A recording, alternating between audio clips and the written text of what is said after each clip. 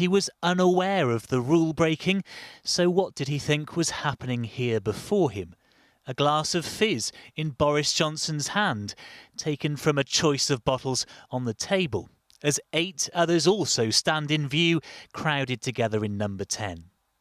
The Prime Minister raises a toast to one of them, his communications director Lee Kane, whose leaving party this was in November 2020, just a week after Downing Street had plunged the rest of England into a second lockdown. Red box ditched in a chair, red wine drained from several glasses, Boris Johnson appears to make a speech, long before his public words, denying that any rules had ever been broken here.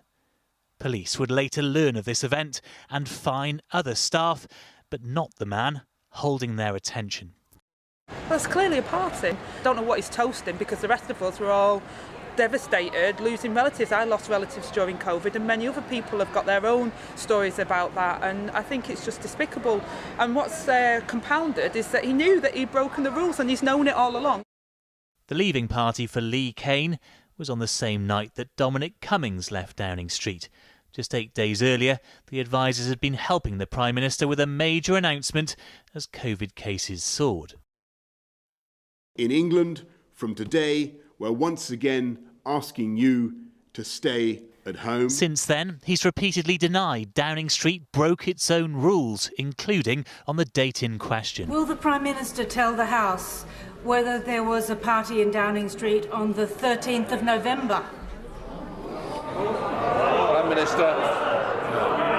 Mr. Speaker, no, but I'm sure that whatever happened, the guidance was followed and the rules were followed at all times. All the evidence I can see is that people in this building have stayed within the rules. So let's look again at what Boris Johnson saw that evening.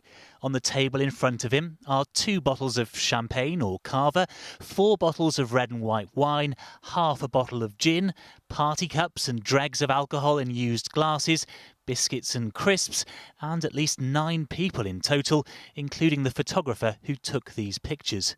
The rules the Prime Minister made at the time allowed just 2 to mix indoors. This solicitor has fought COVID fines in court. Even he's not sure how the photos fit with the regulations. Throughout the pandemic, police forces across the country have been handing out fixed penalty notices like sweets to ordinary people. If other people at this event were given fixed penalty notices, it's difficult to understand why the Prime Minister wasn't.